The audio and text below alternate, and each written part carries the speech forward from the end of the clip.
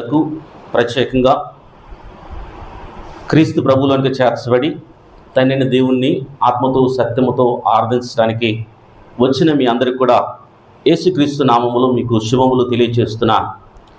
ఈ దినము ఒక శ్రేష్టమైన అంశాన్ని మీతో పంచుకోవాలని ఆశపడుతున్నా. క్రీస్తు ప్రభువు దేవుని కుమారుడు ఎలా అయ్యాడు అన్న అంశం అండి. క్రీస్తు ప్రభువు దేవుని కుమారుడు ఎలా అయ్యాడు? ఈ అంశము చాలా శ్రేష్టమైంది. చాలా సంవత్సరాలుగా ఈ అంశం మీద స్పష్టత లేక చాలా ఇబ్బంది పడ్డాను. అయితే గ్రంథాన్ని పరిశీలించినప్పుడు దేవుడు ఒక స్పష్టమైనటువంటి సందేశాన్ని దేవుడు అనుగ్రహిస్తున్నాడండి. క్రీస్తు ప్రభువు దేవుని కుమారుడు ఎలా అయ్యాడు? మొట్టమొదటగా క్రైస్తవ జీవితము ఏ విశ్వాసం మీద ఆధారపడిందంటే క్రీస్తు ప్రభువు దేవుని కుమారుడు అని నమ్మే విశ్వాసం మీద అండి. బైబిల్ అంతటినీ మనము క్రొత్త నిబంధనలో జ్ఞాపకం చేసుకుంటే క్రీస్తు ప్రభువు దేవుని కుమారుడని మనం విశ్వాసం ఉంచాలి, నమ్మాలి. యోహాను సువార్త 20వ అధ్యాయము 31వ వచనములో ఒక చక్కని మాటను పరిశుద్ధాత్మ దేవుడు జ్ఞాపకం చేస్తున్నాడు. 31వ వచనంలో, యేసు దేవుని కుమారుడైన క్రీస్తు అని మీరు నమ్మునట్లు. ప్రతి క్రైస్తవులు యేసుక్రీస్తు దేవుని కుమారుడైన క్రీస్తు అని నమ్మునట్లును, నమ్మి ఆయన నామమందు జీవం పొందునట్లు ఇవి వ్రాయబడెను అంటాడండి. లేఖనాలన్నీ ఎందుకు వ్రాయబడ్డాయి అంటే, లేఖనాలన్నీ ఎందుకు రాయబడ్డాయి? ప్రతి ఒక్కరూ దేవుని కుమారుడైనటువంటి క్రీస్తు అని మనం నమ్మేదానికంటండి, నమ్మి ఆయన నామమందు అనగా ఆయన జీవం పొందటానికి అంటాడు. నమ్మడమే కాకుండా నమ్మి ఆయన నామమందు జీవం పొందుటకు అంటాడు. అనగా పరలోక రాజ్యానికి చేరాలంటే యేసు దేవుని కుమారుడు అని మనం నమ్మాలండి. యేసు దేవుని కుమారుడైన క్రీస్తు అని మనం నమ్మాలి. నమ్మి ఆయన నామందు విశ్వాసం ఉంచినప్పుడు మనందరూ కూడా జీవం పొందుతాం. చాలా క్లియర్గా పరలోక రాజ్యం మనం వెళ్ళాలంటే యేసు దేవుని కుమారుడైన క్రీస్తు అని నమ్మాలి. అదే యోహాను సువార్తలో 3వ అధ్యాయము 36వ వచనంలో కూడా చక్కని మాట అంటాడండి. యోహాను సువార్త 3వ అధ్యాయము 36వ వచనములో, కుమారుని యందు విశ్వాసముంచువాడే నిత్య జీవము కలవాడు, కుమారునికి విధేయుడు కానివాడు జీవమును చూడు. చాలా చాలా క్లియర్ జ్ఞాపకం చేస్తున్నాడండి. కుమారుని యందు విశ్వాసముంచువాడే నిత్య జీవము గలవాడు. యేసు దేవుని కుమారుడైన క్రీస్తు అని నమ్మడము, ఆ కుమారుని యందు విశ్వాసం ఉంచినప్పుడే నిత్య జీవము అనగా నిత్యము తండ్రైన దేవునితో మనము జీవిస్తాము. అంతేకాకుండా కుమారునికి విధేయత చూపించాలంటే అండి, మనం కుమారుడని నమ్మాలి, విశ్వాసం ఉంచాలి, ఆ కుమారునికి విధేయత చూపించాలి. అప్పుడే మనం నిత్య జీవాన్ని పొందుతాము. లేకుంటే దేవుని ఉగ్రత వారి మీద నిలిచి, అలా నమ్మని వారికి మీద దేవుని ఉగ్రత ఉంటుందంట అండి. యేసు దేవుని కుమారుడైన క్రీస్తు అని నమ్మని వారి మీద దేవుని ఉగ్రత ఉంటుంది అంటాడు. కాబట్టి ఖచ్చితంగా క్రైస్తవులు, క్రైస్తవేతరులు యేసు దేవుని కుమారుడైన క్రీస్తు అని మనం నమ్మాలి. ఎవరైతే నిత్య జీవం పొందాలని ఆశ కలిగి ఉన్నారో వారందరూ కూడా ఖచ్చితంగా అండి. తర్వాత ఇంకొక మాట మనం గమనించినట్లయితే మత్తయి సువార్త 10వ అధ్యాయం, మత్తయి సువార్త 10వ అధ్యాయం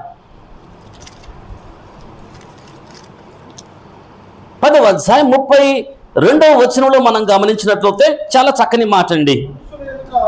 మనుషులు ఎదుట నన్ను ఒప్పుకుని వాడెవడో పరలోకమందున్న నా తండ్రి ఎదుట నేను వానిని ఒప్పుకొందును. మనుషులు ఎదుట ఎవడు నన్ను ఎరుగుననునో పరలోకమందున్న నా తండ్రి ఎదుట వాని నేను ఎరుగును అందును అంటాడండి. కాబట్టి మనుషులు ఎదుట యేసు దేవుని కుమారుడైన క్రీస్తు అని ఎవరైతే ఒప్పుకుంటారో పరలోకమందున్న తండ్రి ఎదుట క్రీస్తు ప్రభువు కూడా వానిని ఒప్పుకుంటాడంటండి. ఈ లోకంలో యేసు దేవుని కుమారుడని నువ్వు విశ్వాసం ఉంచకపోతే, ఒప్పుకోకపోతే పరలోకమందు దేవుని దగ్గర కూడా నేను ఒప్పుకోను అంటాడు. కాబట్టి యేసుక్రీస్తు దేవుని కుమారుడని మనం ఖచ్చితంగా ఒప్పుకుంటేనే పరలోక రాజ్యము. చాలా క్లియర్గా దేవుడు జ్ఞాపకం చేస్తున్నాడు. రోమిలకు రాసిన పత్రిక ఇంకా స్పష్టంగా జ్ఞాపకం చేస్తాడండి. 10వ అధ్యాయం రోమిలకు రాసిన పత్రిక 10వ అధ్యాయం 9-10 వచనాలలో గమనించినట్లయితే, యేసు ప్రభువని నీ నోటితో ఒప్పుకొని తండ్రైన దేవుడు మృతుల్లో నుండి ఆయనను లేపనని నీ హృదయములో విశ్వసించిన ఎడల నీవు రక్షించబడదు. చాలా క్లియర్గా నువ్వు రక్షించబడాలంటే యేసు ప్రభువని, దేవుని కుమారుడని, ఆయన రాజు అని నువ్వు ఒప్పుకుంటేనే, తండ్రైన దేవుడు ఆయన మృతులో నుండి లేపనని నీ హృదయంలో విశ్వసిస్తే నువ్వు రక్షించబడతావు. చాలా క్లియర్గా దేవుడు జ్ఞాపకం చేస్తున్నాడండి. మనుషులు వెళ్తే ఒప్పుకున్న వాడిని, ఎవరైతే క్రీస్తు ప్రభువును దేవుని కుమారుడిని ఒప్పుకుంటారో పరలోకమందు తండ్రి దగ్గర కూడా ఆయన వారిని ఒప్పుకుంటాడంటండి. తండ్రిన దేవుడు క్రీస్తు ప్రభువును మృతుల్లో నుంచి లేపాడని నువ్వు విశ్వసించి ఆయన ప్రభువుని నువ్వు ఒప్పుకుంటే నువ్వు రక్షించబడతావు. చాలా క్లియర్గా వాక్యం ద్వారా దేవుడు మనందరినీ కూడా హెచ్చరిక చేస్తున్నాడండి. మనందరికీ తెలిసిన మాట యోహాను సువార్త 3వ అధ్యాయము 16వ వచనం మనం గమనించినట్లయితే, యోహాను సువార్త 3వ అధ్యాయం 16వ వచనంలో, దేవుడు లోకమును ఎంతో ప్రేమించెను. తండ్రిన దేవుడు లోకమును ఎంతగానో ప్రేమించి కాగా ఆయన తన అద్వితీయ కుమారునిగా పుట్టిన వాని యందు విశ్వాసముంచు ప్రతివాడు నశింపక నిత్యజీవం పొందినట్లు ఆయన అనుగ్రహించెను అంటాడు. ఎంతగానో దేవుడు లోకాన్ని ప్రేమించి తన అద్వితీయ కుమారునిగా, అనగా ద్వితీయము లేనివాడు, జ్యేష్ఠుడు, జనతైక కుమారుడు, ఆయన యందు విశ్వాసముంచు ప్రతివాడు, అనగా కుమారుని యందు విశ్వాసముంచు ప్రతివాడు నశింపక నిత్య జీవము పొందుతాడు. అనగా కుమారుని యందు విశ్వాసముంచు ప్రతివాడు, దేవుని కుమారుడైన క్రీస్తు యందు విశ్వాసముంచు ప్రతివాడు నశింపక, అనగా నిత్య నరకాగ్నికి వెళ్లకుండా నిత్య జీవం పొందుతాడంటండి. అందుకే క్రీస్తు ప్రభుని లోకానికి తండ్రిన దేవుడు పంపించినట్లు మనం చూస్తున్నాం. కాబట్టి మనము నశింపక నిత్య జీవం పొందాలంటే క్రీస్తు ప్రభువు దేవుని కుమారుడుగాను ఒప్పుకొని ఆయన యందు విశ్వాసం ఉంచాలన్న సత్యాన్ని దేవుడు జ్ఞాపకం చేస్తున్నాడండి. తర్వాత మనం చదువుకున్న పాఠ్యభాగంలో మత్తయి సువార్తలో క్రీస్తు ప్రభువు శిష్యులతో మాట్లాడుతూ, ఒకసారి చూద్దాం. మత్తయి సువార్త 16వ అధ్యాయంలో క్రీస్తు ప్రభువు శిష్యులతో మాట్లాడుతూ ఏమంటున్నాడంటే, మనుష్య కుమారుడు ఎవరని జనులు చెప్పుకొనుచున్నారు అని శిష్యుని అడిగాడండి. మనుష్య కుమారుడు ఎవరు అనుకుంటున్నారు అని. అప్పుడు శిష్యులు తలా ఒక మాట అంటున్నారు. కొందరు ఏమంటున్నారంటే, అయ్యా నువ్వు బాప్తిస్మం ఇచ్చే యోహాను అనుకుంటున్నారు అంటాడు. ఇంకొంతమంది ఏమంటారంటే, అయ్యా నిన్ను కొందరు ఏలియా అని అనుకుంటున్నారు అని కొందరు అంట. ఇంకొంతమంది ఏమంటున్నారంటే, మీరు అయ్యా నిన్ను ఇర్మియా అని అనుకుంటున్నారని కొంతమంది అంట. ఇంకొంతమంది ఏమంటున్నారంటే, నువ్వు ప్రవక్తల్లో ఒకడని అనుకుంటున్నారు అని తలా ఒక సమాధానం చెప్పారు. అప్పుడు క్రీస్తు ప్రభువు మీరేమనుకుంటున్నారని శిష్యుల్ని అడుగుతారు. నన్ను మీరేమనుకుంటున్నారు అన్నప్పుడు పేతురు ఒక చక్కని సమాధానం చెబుతున్నాడండి. ఏమని చెబుతున్నాడంటే, నీవు సజీవుడకు దేవుని కుమారుడైన క్రీస్తు. సజీవుడగు దేవుని కుమారుడైన క్రీస్తు. ఆ మాట చెప్పినప్పుడు క్రీస్తు ప్రభు అంటాడు, పేతురు, బర్యోనా, నువ్వు ధన్యుడవు, ఈ సంగతి పరలోకమందున నా తండ్రి నీకు బయలుపరిచాడు. నేను సజీవుడైన దేవుని కుమారుడైన క్రీస్తు అని నీకు బయలుపరిచింది ఎవరు అంటే పరలోకమందున్న తండ్రి అంటాడండి. అని ఏమంటాడు క్రీస్తు ప్రభువు? చూడండి, నీవు పేతురు, ఈ బండ మీద నా సంఘమును కడతాను అనగా, నువ్వు ఏమవుతే నన్ను ఒప్పుకున్నావో,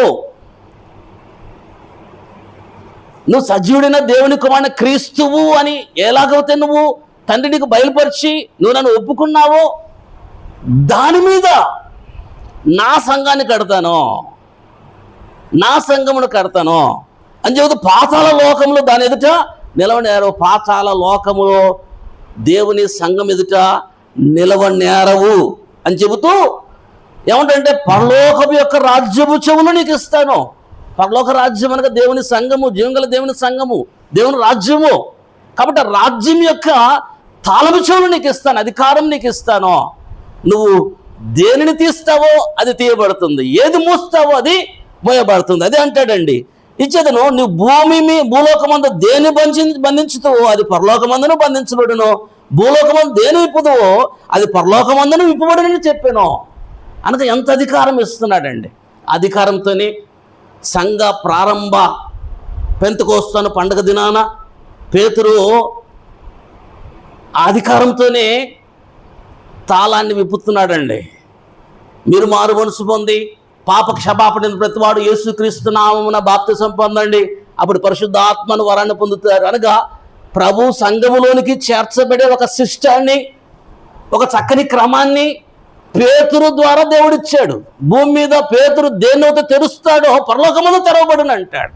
కాబట్టి పేతురు చెప్పినటువంటి అపోస్తలుడైనటువంటి పేతురు చెప్పినటువంటి ఆ క్రమము మన క్రీస్తునికి చేర్చబడాలంటే ఖచ్చితంగా మారు మనసు పొందాలి, క్రీస్తు ప్రభు దేవుని కుమారుడని ఒప్పుకోవాలి, పాప క్షమాపణ బాప్తిసం తీసుకోవాలి, క్రీస్తులోనికి చేర్చబడాలి. ఒక సిస్టము. అది ఎవరి ద్వారా దేవుడు ఇచ్చాడంటే పేతురు ద్వారా. ఆ రాజ్యపు చెవులు, ఆ సంఘం యొక్క ద్వారము, అధికారము సంఘం మీద, అది అధికారం పేతురుకి ఇచ్చాడండి. కాబట్టి ఆ పేతురు ఆ సంఘపు యొక్క ద్వారాలు తెలిసిన 3,000 మంది ఆ యొక్క ద్వారములో ప్రవేశించి రక్షించమన్నట్లు మనం చూస్తున్నాం మార్గములో. కాబట్టి క్రీస్తు ప్రభు యేసు దేవుని కుమారుడైన క్రీస్తు అనే విశ్వాసం మీద సంఘము సహితము కట్టబడింది. కనుక అంత ప్రాముఖ్యమైందండి క్రీస్తు ప్రభు దేవుని కుమారుడు. మనం అనుకుంటాం అంత చాలా చులకనగా దాని గురించి ఆలోచన చేయము, కానీ క్రైస్తవ జీవితం అంతా కూడా క్రీస్తు ప్రభు దేవుని కుమారుడైన క్రీస్తు అన్న విశ్వాసం మీద ఆధారపడి ఉందండి. నువ్వు ఒప్పుకోకుంటే పరలోక రాజ్యంలో నీకు జీవము లేదు, నిత్య జీవము లేదు. కాబట్టి ఆ యొక్క విశ్వాసం మీద సంఘము కట్టబడినట్లు మనం చూస్తున్నాం. తర్వాత ఇంకొక చక్కని మాట మనం గమనించినట్లయితే మత్తయి సువార్త లూకాసు సువార్త 4వ అధ్యాయము, లూకాసు సువార్త 4వ అధ్యాయం 41వ వచనములో, 4వ అధ్యాయం 41వ వచనములో చక్కని మాట అక్కడ జ్ఞాపకం చేస్తున్నాయండి. దయ్యాలు ఏమంటున్నాయంటే, అనగా అనేకులు రోగులు వచ్చినప్పుడు క్రీస్తు ప్రభువు ప్రతి వారి మీద చేతులుంచి వారిని స్వస్థపరిచెను. ఇంతేకాక దయ్యములు నీవు దేవుని కుమారుడు అని కేకలు వేసి అనేకులను వదిలిపోనగా దయ్యాలు సహితము యేసు దేవుని కుమారుడైన క్రీస్తు అని నమ్ముతున్నాయండి. కేకలేసి ఆ దయ్యం పట్టిన వారిని వదిలేసి దయ్యాలు వెళ్ళిపోయినట్లుగా మనం చూస్తున్నాం. కాబట్టి దయ్యాలకు సైతము యేసు దేవుని కుమారుడైన క్రీస్తు అని తెలుసు అన్న సత్యాన్ని పరిశుద్ధాత్మ దేవుడు జ్ఞాపకం చేస్తున్నాడు. మత్తయి సువార్త 3వ అధ్యాయము 17వ వచనంలో గమనిస్తే అక్కడ తండ్రైన దేవుని సాక్ష్యాన్ని మనం చూస్తాం. మత్తయి సువార్త 3వ అధ్యాయం 17వ వచనము. 17వ వచనంలో క్రీస్తు ప్రభువు బాప్తిసం తీసుకుంటున్నప్పుడు, యోహాను చేత బాప్తిసం తీసుకుంటున్నప్పుడు, అప్పుడు ఆకాశం తెరవబడి, మరియు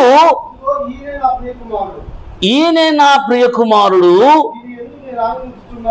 ఈయన యందు నేను ఆనందిస్తున్నానని ఒక శబ్దము ఆకాశం నుంచి వచ్చెను. అనగా క్రీస్తు ప్రభు బాప్తిసం తీసుకుని ఆ యోర్దాను నదిలో నుంచి వెలుపలికి వచ్చినప్పుడు, నీళ్ళలోకి ఒడ్డుకు వచ్చినప్పుడు ఆకాశం తెరవబడి దేవుని ఆత్మ పావురములే తల మీదకి దిగుబట్టు చూచి, అప్పుడు ఒక శబ్దం, ఈయన నా ప్రియ కుమారుడు, ఈయన యందు నేను ఆనందిస్తున్నాను. అనగా క్రీస్తు ప్రభు నా ప్రియ కుమారుడు అని తండ్రిన దేవుడు అక్కడ సాక్ష్యం ఇస్తున్నాడు. అనగా యేసుక్రీస్తు దేవుని కుమారుడు.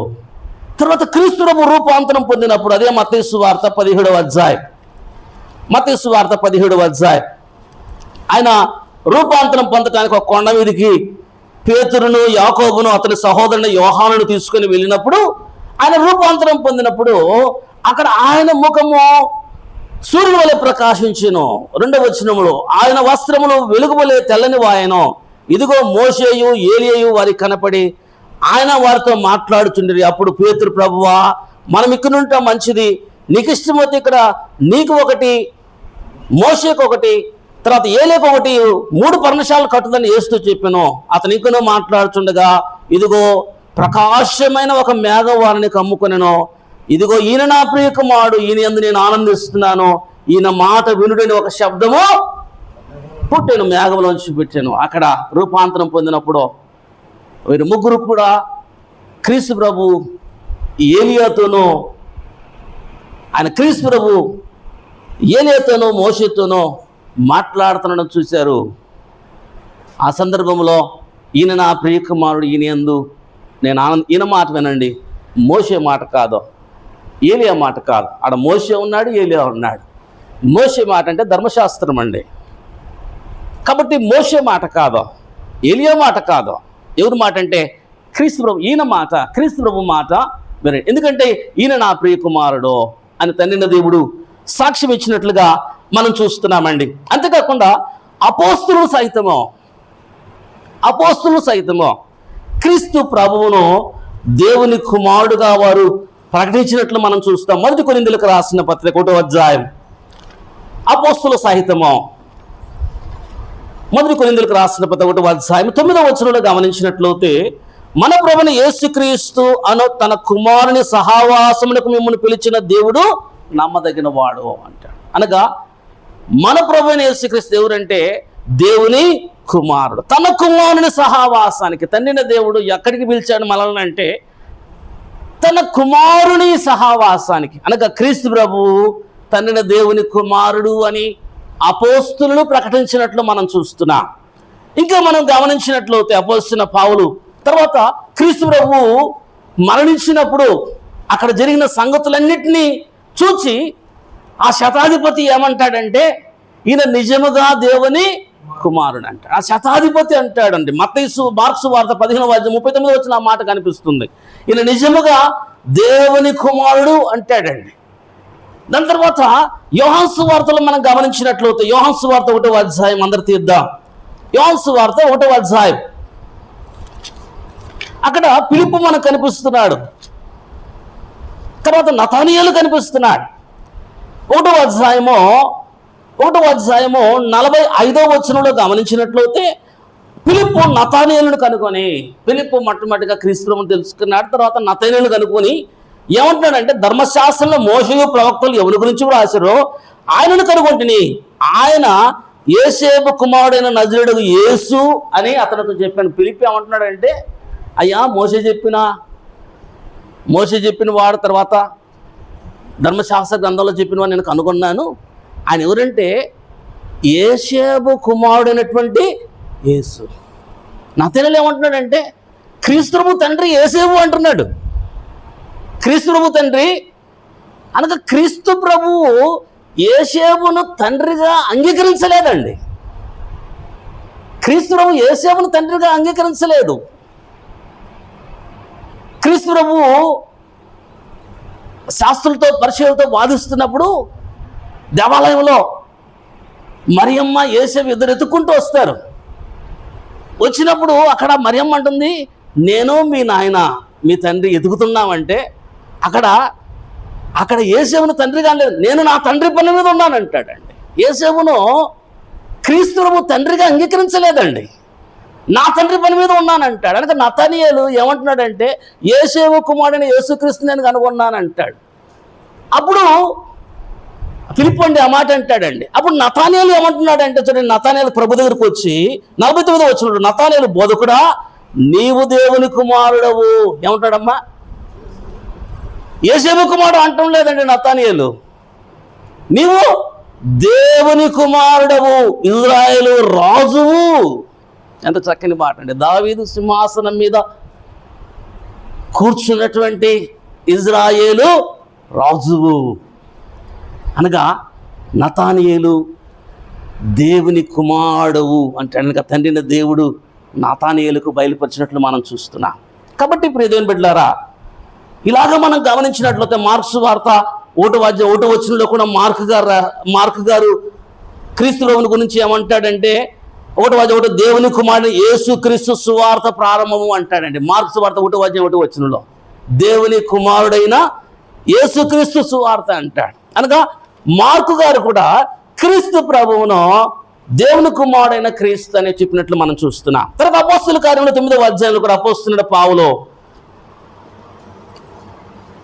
9వ అధ్యాయం, అపోస్తుల కార్యం 9వ అధ్యాయం 20 వచనంలో గమనించినట్లయితే అక్కడ 9వ అధ్యాయం 20 వచనం, వెంటనే సమాజ మందిరములలో యేసే దేవుని కుమారుడని పౌలు అండి యేసే దేవుని కుమారుడని ప్రకటించాడు. అనగా అపోస్తులు క్రీస్తు ప్రభు దేవుని కుమారుడు అని ప్రకటన చేశారు. చాలా జాగ్రత్తగా గమనించండి. క్రైస్తవ విశ్వాసంలో యేసు దేవుని కుమారుడైన క్రీస్తు అనే దాని మీద ఆధారపడి ఉంది. నువ్వు నమ్మి విశ్వాసం ఉంచితే నిత్యము పరలోక రాజ్యంలో ఉంటావు. నువ్వు ఒప్పుకుంటే భూమి మీద పరలోకంలో నిన్ను కూడా ఆయన ఒప్పుకుంటాడు. నువ్వు ఒప్పుకొని విశ్వాసం ఉంచితే నువ్వు రక్షించబడతావు. పేతురుకు తండ్రిని దేవుడు బయలుపరిచాడు, దేవుని కుమారుడైన యేసు దేవుని కుమారుడైన క్రీస్తు అని అండి. కాబట్టి అపోస్తలుడు ప్రకటించారు యేసు దేవుని కుమారుడైన క్రీస్తు అని. కాబట్టి నో డౌట్ అండి, క్రైస్తవ జీవితం అంతా కూడా యేసు దేవుని కుమారుడైన క్రీస్తు అన్న దాని మీద, అన్న విశ్వాసం మీద ఆధారపడి ఉంది. అందుకే ఎఫెసీయులకు రాసిన పత్రికలో పరిశుద్ధాత్మ దేవుడు ఏమని జ్ఞాపకం చేస్తున్నాడు అంటే, ఎఫెసీయులకు రాసిన పత్రికలో 4వ అధ్యాయం, చాలాసార్లు జ్ఞాపకం చేసుకున్నా, మరోసారి మీతో పంచుకుంటాను. 4వ అధ్యాయము 11వ వచనం మనం గమనించినట్లయితే, మనమందరము విశ్వాస విషయములోను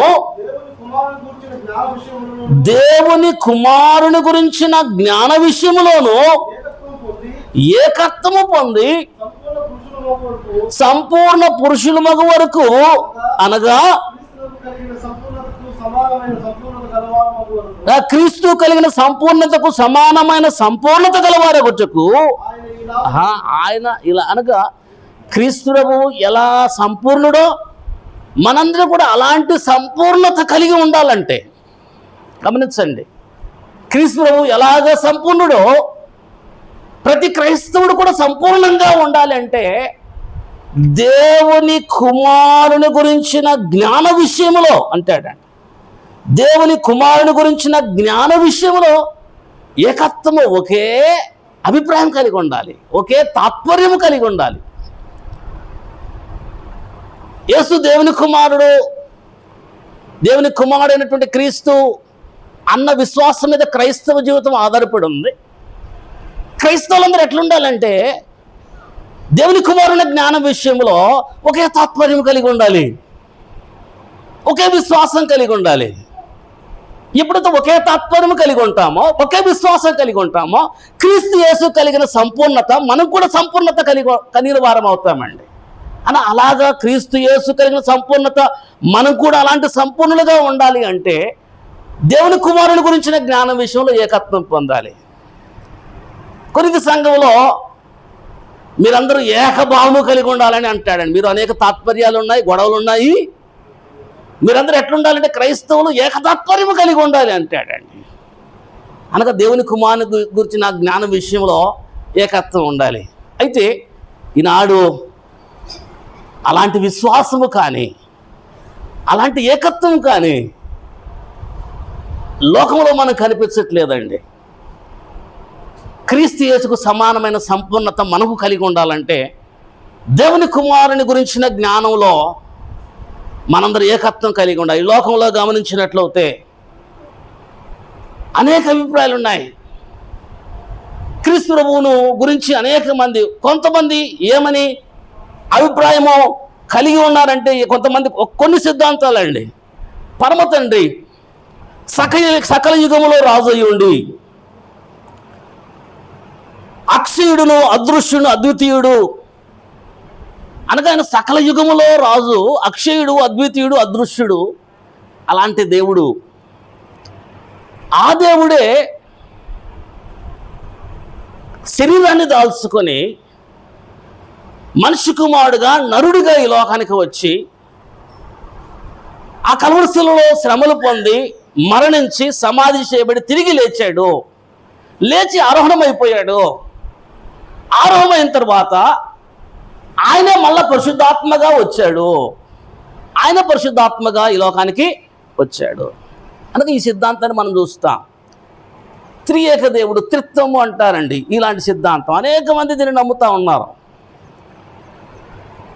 అనగా దేవుని కుమారుని గురించిన జ్ఞాన విషయంలో ఏకత్వం లేదు. అనగా తండ్రిన దేవుడే క్రీస్తు ప్రభువుగా ఈ లోకానికి వచ్చాడు. ఆయనే మరణించి సమాధి చేయబడి పునరుద్ధరణ లేచి ఆయన పరిశుద్ధాత్మంగా వచ్చాడు అని చాలామంది నమ్ముతారండి. అయితే గ్రంథము అట్లా చెప్పట్లేదు.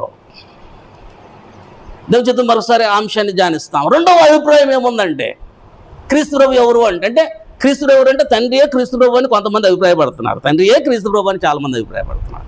ఇంకొంతమంది ఏమని అభిప్రాయపడుతున్నారంటే పరలోకంలో అనగా నిత్యత్వంలో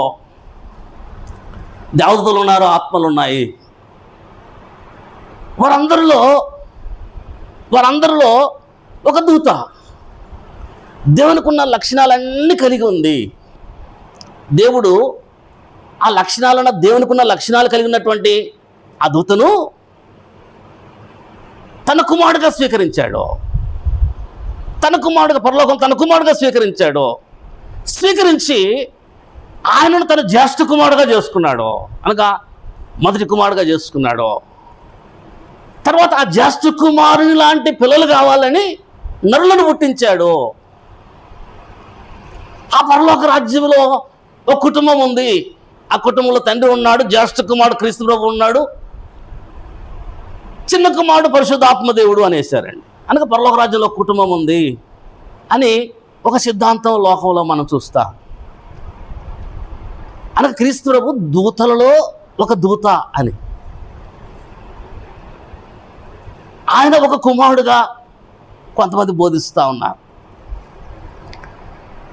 తర్వాత మూడవ సిద్ధాంతం ఏంటంటే లోకంలో ఉన్న సిద్ధాంతం, మూడవ సిద్ధాంతం ఏంటంటే దేవుడు క్రీస్తు ప్రభువును మొదటగా సృష్టించాడు అని అండి.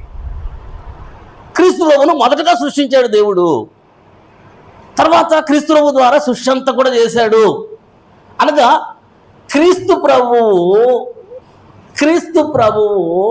దేవుని సృష్టిలో ఒకరు అని కొంతమంది సామెతల 8వ అధ్యాయం నుంచి జ్ఞానము అన్నదాన్ని చూపిస్తూ 1 కొరింథీలో దాన్ని కలుపుతూ క్రీస్తు ప్రభు దేవుని సృష్టి అనేశారండి. అనగా క్రీస్తు ప్రభు దేవుని కుమారుడు అన్న దాని మీద క్రైస్తవ్యము ఆధారపడి ఉంది. నంబర్ 1, దేవుని కుమారుని జ్ఞాన విషయంలో అందరూ కూడా ఏకతాత్పర్యం కలిగితేనే క్రీస్తు ప్రభులాగా సంపూర్ణ పురుషులు అవుతామన్నది వాక్యం చెబుతుంది. అయితే లోకంలో ఇన్ని సిద్ధాంతాలు మనం చూస్తున్నాం. క్రీస్తు ప్రభు దేవుని కుమారుడు ఎట్లయ్యాడు అంటే దేవుని చేత సృష్టించబడ్డాడని ఒకరు, తండ్రి ఆయన కుమారుడుగా వచ్చాడని ఒకరు, దూతలలో ఒక దేవదూత లక్షణాలు కలిగిన వారని ఒకరు. ఇట్లా భిన్న అభిప్రాయాలు మనం చూస్తాం. ఇలాంటి అభిప్రాయాలు లోకంలో చాలా మనం చూస్తున్నామండి. మనకు కూడా ఒకసారి డౌట్ వేస్తుంది, అనుమానం వేస్తుంది. లోకంలో ఇలాంటి అభిప్రాయాలు చాలా చూస్తున్నాం మనం. ఒక్కొక్కరు ఒక్కొక్క బోధ చేస్తూ ఉన్నారు. క్రీస్తు ప్రభు దేవుని కుమారుడు ఎట్లా అవుతాడు, భార్య ఉందా అంటారు. ఏమంటాడమ్మా? దేవుని కుమారుడు ఎట్లా అవుతాడు, భార్య లేకుండా కుమారుడు ఎట్లా అవుతాడని చాలామంది ప్రశ్నిస్తూ ఉంటారండి. అన్యులు ప్రశ్నిస్తారు, క్రైస్తవ లోకము ప్రశ్నిస్తుందండి. దానికి సమాధానం చెప్పవలసినటువంటి బాధ్యత ప్రతి క్రైస్తవుల మీద ఉందండి. యేసుక్రీస్తు దేవునికి కుమారుడు ఎట్లయ్యాడో రకరకాలుగా చెప్తా ఉన్నారు. గ్రంథం ఏం చెప్తుంది? ప్రతి ఒక్కరు తెలుసుకోవాలి, అనేకులకు చెప్పాలి ఎలా కుమారుడు అయ్యాడు. సాధారణంగా లోకములో కుమారులని ఎవరిని పిలుస్తామండి మనం? సాధారణంగా లోకములో కుమారులని ఎవరు పిలుస్తాం? ఇప్పుడు నేనున్నాను, నా తల్లి గర్భాన నేను పుట్టాను. నా తండ్రికి తల్లికి నేనేమయ్యానంటే కుమారుని అయ్యా. అనగా తల్లి గర్భము నుంచి పుట్టుట వలన కుమారులని పిలువబడతారు. నంబర్ 1 అండి. అనగా కుమారుడు ఎట్లా అవుతాడు అంటే తల్లి గర్భం నుంచి పుట్టినప్పుడు కుమారుడు అవుతాడు. ఎవరైనా సరే, మనందరం కూడా తల్లి గర్భంలో నుంచి వచ్చాము కాబట్టి మనందరం కుమారులు కుమార్తెలు అయ్యా. మొట్టమొదటికండి. రెండోదిగా గమనించినట్లయితే దత్తత తీసుకుంటాం మనం అండి. పిల్లలు లేనప్పుడు చాలామంది ఏం చేస్తారంటే దత్తత తీసుకుంటారు. దత్తత తీసుకున్న వారు ఏమని పరిగణనలోకి వస్తారంటే కుమారులు అని పరిగణనలోకి వస్తారు. అనగా దత్తత ద్వారా కుమారులు అవుతారు. తల్లి గర్భం నుంచి వచ్చడం వల్ల కుమారులు అవుతారు, దత్తత తీసుకోవడం వల్ల కుమారులు అవుతారు. మూడవదిగా దేవుని చేత సృష్టించబడినటువంటి ఆదాము దేవుని కుమారుడు అయ్యాడు. దేవుని చేత నిర్మించబడ్డాడు ఆదాము దేవుని భార్య దగ్గర నుంచి పుట్టలేదండి. దేవుని కుమారుడు అంటే దేవుని చేత సృష్టించబడ్డాడు, నిర్మించబడ్డాడు కాబట్టి దేవుని కుమారుడు అయ్యాడు ఆదామండి. ఆదాము నా కుమారు కనుక అనగా దేవుని కుమారులు అంటాడు 6వ అధ్యాయం ఆదికాండంలో. దేవుని కుమారుడు అంటే దేవుని చేత సృష్టించబడిన వారు. కాబట్టి దేవుని చేత సృష్టించబడిన వారు దేవుని కుమారులు అవుతారండి. నిర్మించబడిన వారు దేవుని కుమారులు అవుతారు. మూడవదిగా దేవుడు ఏమంటాడంటే ఇజ్రాయేలు ప్రజలను చూడండి, నిర్గమాకాండము 4వ అధ్యాయం. నిర్గమాకాండము 4వ అధ్యాయం 23-24 వచనాలు మనం గమనిస్తే 4వ అధ్యాయం 23-24 వచనాలు.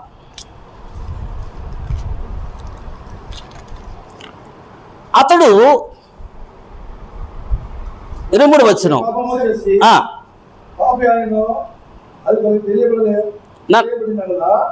4వ అధ్యాయం నిర్గమాకాండం 23-24 వచనాలన్న.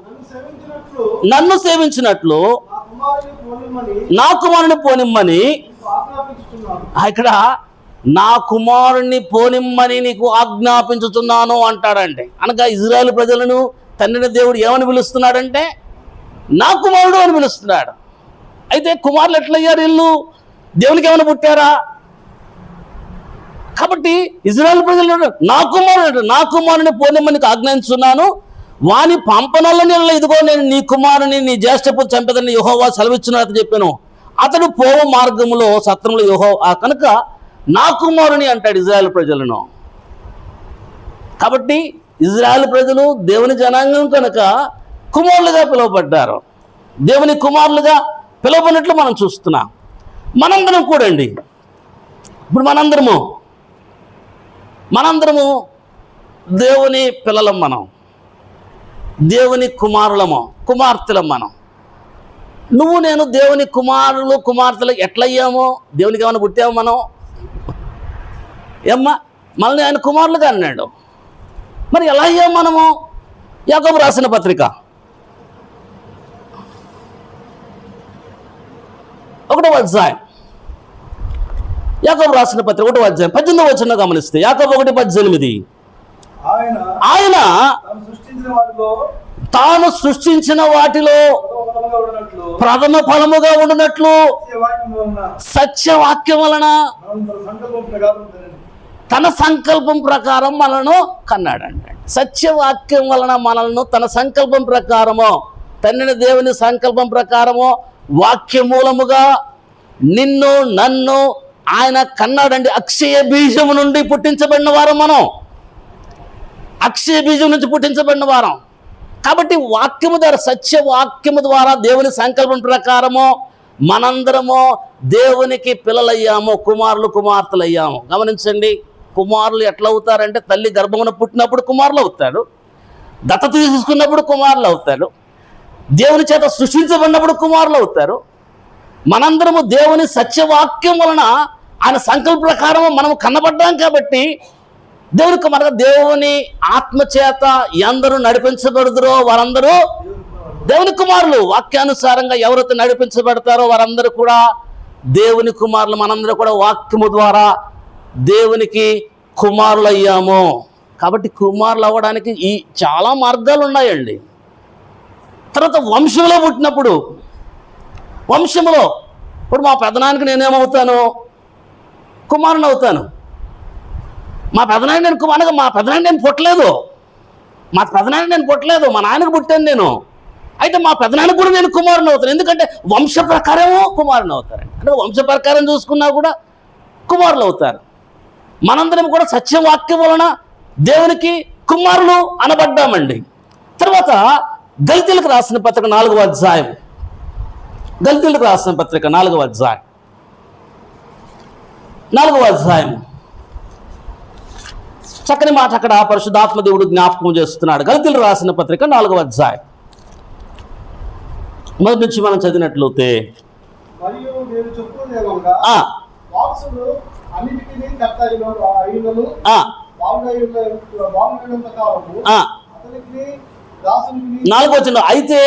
అయితే కాలం సంపూర్ణమైనప్పుడు దేవుడు తన కుమారుడు పంపెను, ఆయన స్త్రీ యందు పుట్టి మనము దత్తపుత్రులు కావాలని. ఆయన స్త్రీ యందు పుట్టాడు క్రీస్తు ప్రభువు. మనము దేవునికి దత్తపుత్రులు కావాలని, దత్తపుత్రులు కావాలి. ధర్మశాస్త్రంలో లోబడిన వారిని మోచించుటకై ధర్మశాస్త్రం లోబడి ఆయనను, మరియు మీరు కుమారులై ఉన్న నాయన తండ్రిని మొరపెట్టుచు తన కుమారుని ఆత్మను దేవుడు మన హృదయంలోనికి పంపెను. కాబట్టి నీవిక దాసుడువు కాదు, కుమారుడివే. కుమారుడు అయితే దేవుని ద్వారా వారసుడవు. చాలా క్లియర్గా స్పష్టంగా దేవుడు జ్ఞాపకం చేస్తున్నాడండి.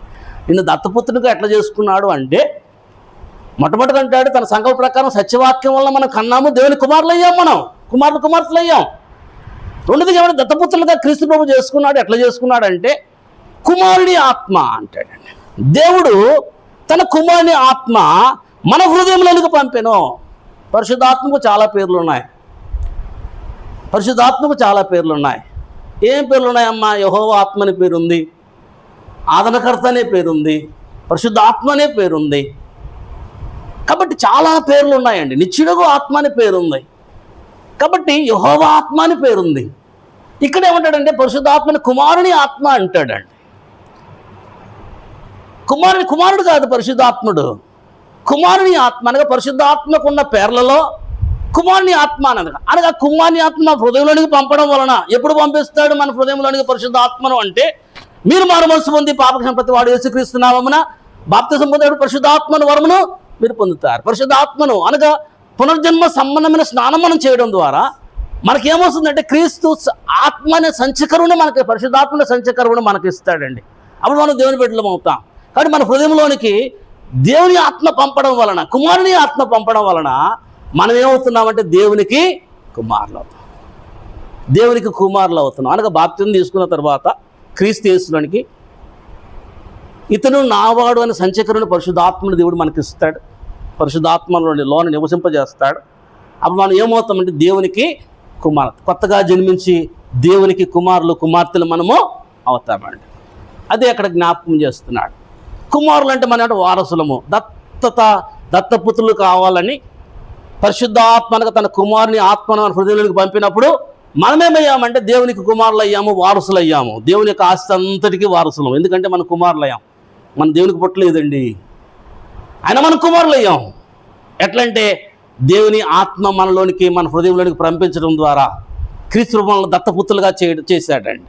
అప్పుడు మనము కుమారులుగా అయ్యి వారసులు అయ్యామంటాడు. అదే గల్తీ 3వ అధ్యాయము 26, 27 వచనాల్లో కూడా గమనించినట్లు చక్కని మాట. 26, 27 వచనాల్లో కూడా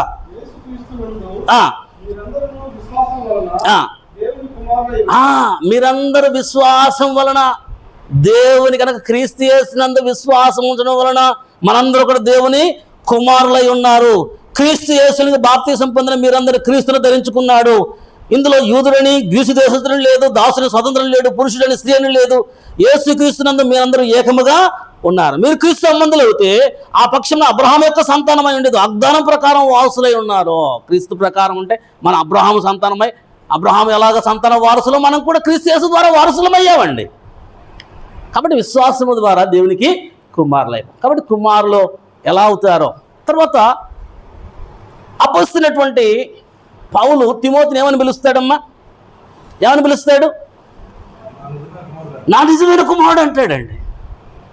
పౌలుకు పుట్టాడా కుమారుడు? తిమోతి పుట్టాడండి? లేదండి. అయితే తిమోతి పౌలుకు కుమారుడు అయ్యాడు. నా నిజమైన కుమారుడు, నా నిజమైన కుమారుడు తిమోతి అంటాడు. మొదటి తిమోతి 1వ అధ్యాయం 1వ వచనంలో గమనిస్తే, మొదటి తిమోతి 1వ అధ్యాయం 1వ వచనం 1:1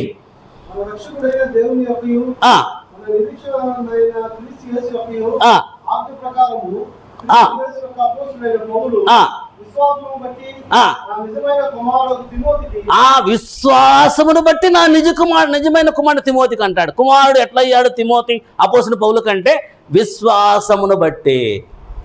అపోస్తుల పౌలుకు పుట్టకపోయినా తిమోతి అపోస్తుల పౌలుకు నిజమైన కుమారుడు. ఎలాగూ అంటే విశ్వాసాన్ని బట్టి అండి.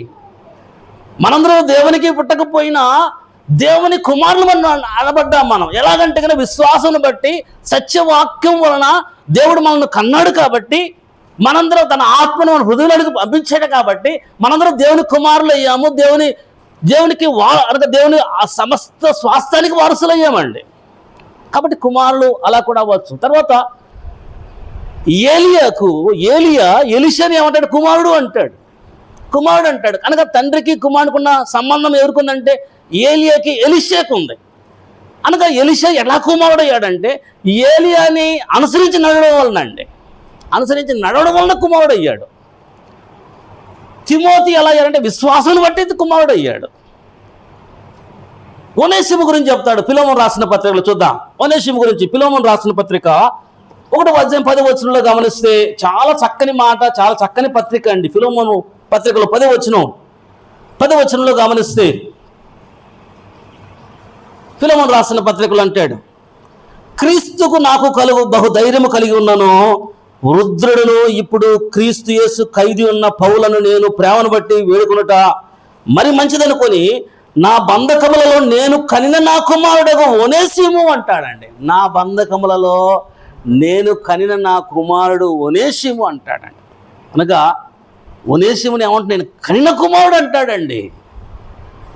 క్రీస్తు యేసులో ఉన్న ఒక చక్కని పరిచారకుడు, చక్కని దాసుడు, పౌలును తండ్రిలాగా భావించి పరిచర్య చేసిన వాడు, బంధకాలలో శ్రమలలో తోడుగా ఉన్నవాడు ఒనేసిము అండి. ఆ ఒనేసిని ఏమంటాడంటే నేను కనిన కుమారుడు అంటాడు. అధ్యాయం ఆ వచనాలు చదివితే ఆ ఒనేసిముకు పౌలుకున్న బాంధవ్యం ఎంత చక్కగా ఉందో మనకు అర్థమవుతుందండి. ఆ బాంధవ్యము నేను కనిన కుమారుడు అంట ఒనేసిము. పౌలుకు పుట్టకపోయినా ఒనేసిము ఎలా అయ్యాడు అంటే గిన క్రీస్తుని బట్టే ఆయన కుమారుడైనట్లు మనం చూస్తున్నాం. కాబట్టి ప్రియదేవుని బిడ్డలారా, క్రైస్తవ్యము యేసుక్రీస్తు దేవుని కుమారుడు అని నమ్మే విశ్వాసం మీద ఆధారపడి ఉంది. ఎందుకంటే మనం చాలా లేఖనాలు చూచాం. అయితే కుమారుడు ఎలా అవుతాడు? తల్లి గర్భమున పుట్టడం బట్టి కుమారుడు అవుతాడు, దత్తత తీసుకోబట్టి కుమారుడు అవుతాడు, దేవుడు సృష్టించడం వలన కుమారులు అవుతాము, తర్వాత సత్యవాక్యం వలన ఆయన మనల్ని కరణం బట్టి మనం కుమారులు అవుతాము, విశ్వాసాన్ని బట్టి కుమారుడు అవుతాడు. కాబట్టి చాలా రకాల కుమారులు అవుతున్నాం మనం అండి. అయితే క్రీస్తు ప్రభువు దేవుని కుమారుడు ఎట్లయ్యాడు? దేవుని కుమారుడు తల్లి గర్భాన్ని పుట్టాడా క్రీస్తు ప్రభు అండి? దేవునికి భార్య ఉందా? భార్య గర్భాన్ని పుట్టి కుమారుడు అయ్యాడా? లేదండి. తల్లి గర్భమును పుట్టబట్టి క్రీస్తు ప్రభు దేవుని కుమారుడు కాలేదు. క్రీస్తు ప్రభు దేవుని చేత సృష్టించబడ్డాడా? లేదండి. దేవుని చేత ఆయన సృష్టించబడలేదు కాబట్టి సృష్టించబడటం వలన దేవుని కుమారుడు కాలేదండి. దత్తత తీసుకోబట్టి క్రీస్తు ప్రభు దేవుని కుమారుడు కాలేదు. పరిశుద్ధ ఆత్మను బట్టి క్రీస్తు ప్రభు దేవునికి కుమారుడు కాలేదు. సత్యవాక్యం వలన దేవుని సంకల్పం బట్టి కనడం వల్ల దేవుని కుమారుడు కాలేదు క్రీస్తు ప్రభు అండి. విశ్వాసం బట్టి కుమారుడు కాలేదు. మరి ఎలా అయ్యాడు దేవుని కుమారుడు? దేవునికి కుమారుడు ఎలా అయ్యాడు? మనం ఖచ్చితంగా నేర్చుకోవాలి, గ్రంథాన్ని పరిశీలించాలి. గ్రంథం పరిశీలించాలి. అయితే క్రీస్తు ప్రభు చాలామంది అంటున్నట్లుగా నిత్యత్వంలో అనగా పరలోకంలో కుమారుడుగా ఉన్నాడా? నిత్యత్వంలో కుమారుడుగా ఉన్నాడా? అనగా నిత్యత్వంలో పరలోకంలో దేవుడు కుమారుడుగా ఉన్నాడా? చాలామంది అంటున్నారు. చాలామంది ఆయన కుమారుడుగా సృష్టించాడని కొంతమంది అంటున్నారు. దేవుని లక్షణాలు దేవదూతల్లో అతనికి వస్తే ఆయన్ని కుమారుడుగా చేసుకున్నాడని చాలామంది అంటున్నారు. కాబట్టి ఇలాగ చాలామంది అంటున్నారు. మరి పరలోక రాజ్యంలో క్రీస్తు ప్రభు కుమారుడుగా ఉన్నాడా? చూడండి, చక్కని మాట అండి. యోహాను సువార్త 17వ అధ్యాయం.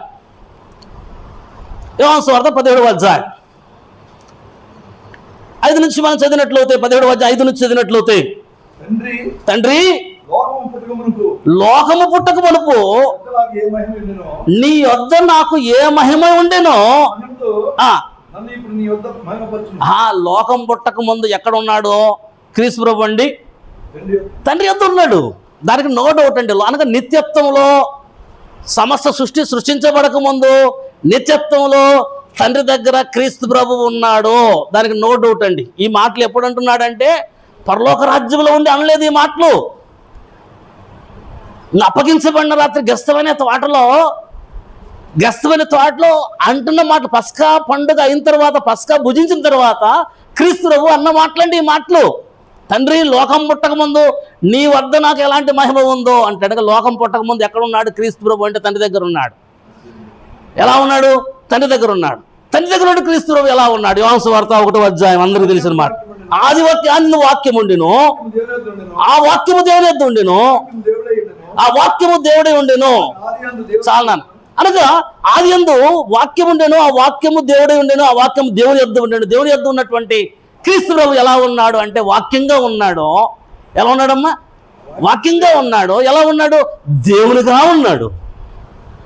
కుమారుడుగా లేడండి. ఎక్కడ నిత్యత్వంలో క్రీస్తు ప్రభు కుమారుడుగా లేడు అని అందరూ అనుకుంటాం. మనం కుమారుని అనగా పరలోకంలోంచి కుమారుని పంపించాడు అనుకుంటాం. అయితే నిత్యత్వంలో క్రీస్తు ప్రభు పరలోకంలో లేడు, కుమారుడుగా లేడండి. ఎలా ఉన్నాడంటే దేవునిగా ఉన్నాడు. ఆయన సర్వాధికారి అయిన దేవుడై ఉండి అంటాడు. నిరంతరము స్తోత్రానుహారుడంటే దేవుడు అంటాడండి క్రీస్తు ప్రభుని. మహాగణుడు ఆయన దేవుడు, దైవత్వం కలిగిన వాడు. నిత్యత్వంలో ఎలా ఉన్నాడో తనైన దేవుని దగ్గర దేవుడిగా ఉన్నాడు, కానీ కుమారుడుగా లేడండి. అనగా నిత్యత్వంలో ఆయన కుమారుడుగా లేడు, పరలోక రాజ్యంలో ఆయన కుమారుడుగా లేడు. అందరం అనుకుంటాం ఆ కుమారుడు అనగా పరలోకం నుంచి కుమారుడుగా పంపించాడని. కాదండి. గ్రంథం మనకు చాలా స్పష్టంగా నిత్యత్వంలో పరలోక రాజ్యంలో క్రీస్తు ప్రభు కుమారుడుగా లేడు. ఆ యొక్క వాక్యము శరీరధారి అయి అంటాడండి. అనగా దేవుడిగా ఉన్నటువంటి క్రీస్తు ప్రభు వాక్యముగా ఉండి దేవుడిగా ఉన్నటువంటి దేవుని వద్ద ఉన్నటువంటి క్రీస్తు ప్రభువు శరీరాన్ని ధరించుకున్నాడు. ఆ శరీరాన్ని ధరింపజేసింది ఎవరు? క్రీస్తు ప్రభువుకు శరీరాన్ని ధరింపజేసింది ఎవరు? హెబ్రీయులకు రాసిన పత్రిక 10వ అధ్యాయం. తీద్దామండి.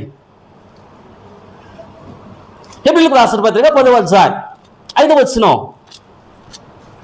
హెబ్రీ 10:5 చాలా శ్రేష్టమైన వచనం. అది అందరూ కూడా దాన్ని మనం నోట్ చేసుకోవడం చాలా ప్రాముఖ్యం. కాబట్టి గమనించండి, తండ్రి దేవుడు ఏమంటాడు? ఆయన అనగా క్రీస్తు ప్రభు ఈ లోకంలో ప్రవేశించినప్పుడు చెప్తున్నాడు. ఆ క్రీస్తు ప్రభు ఇలాగ చెప్తున్నాడండి. అర్పణయు బలియు అర్పణయు కోరలేదు గాని నీవు కోరలేదు కానీ నాకు ఒక శరీరమును అమర్చుతుంది. వాక్యమైన క్రీస్తు ప్రభువుకు తండ్రిన దేవుడు ఏం అమర్చాడంటండి?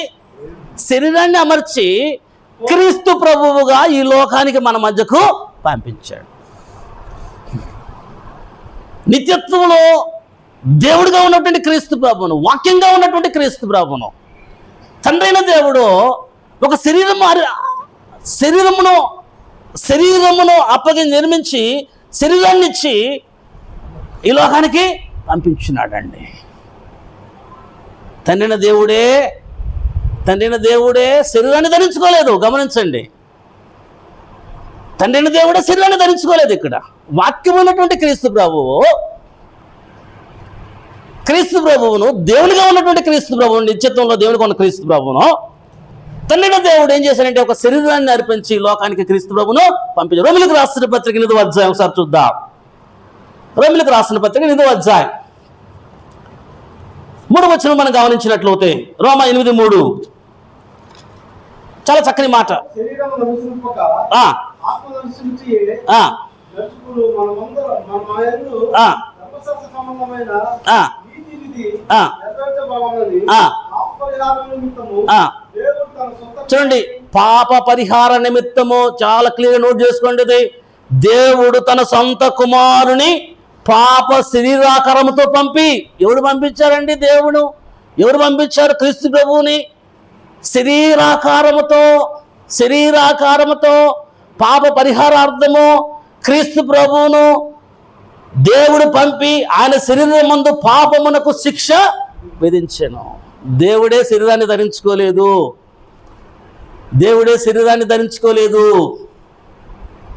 క్రీస్తు ప్రభువుకు శరీరాన్ని అర్పించి ధరింపజేసి పాప పరిహారార్థము తండ్రిన దేవుడు క్రీస్తు ప్రభువును ఈ లోకానికి పంపించాడు.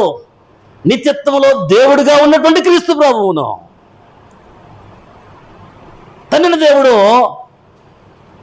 తండ్రిన దేవుడు ఈ లోకానికి శరీరాన్ని అర్పించి పంపించినాడండి. కాబట్టి ప్రియమైన బిడ్డలారా, చాలాసార్లు మనం చూస్తాం లేఖనాలలో ఆయన నన్ను పంపించాడు అంటాడు. తండ్రి నన్ను పంపించాడు. నన్ను పంపిన వాని యందు విశ్వాసం ఉంచు ప్రతివాడు నశింపక నిత్యం.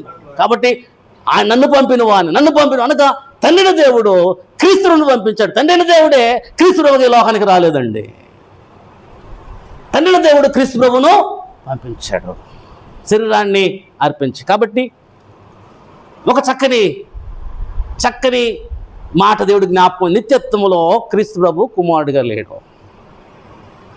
దేవుచిత్తమైతే ఆయన జన్మించినప్పుడు ఎలా ఉన్నాడు? కుమారుడిగా జన్మించాడా? ఎలా జన్మించి దేవుచిత్తం మరికొన్ని సంగతులు మరలా మన జ్ఞాపకం చేసుకున్నాం. మన దేవుడి ఈ మాట మనకు చక్కగా ఫలింపచేయునుగాక.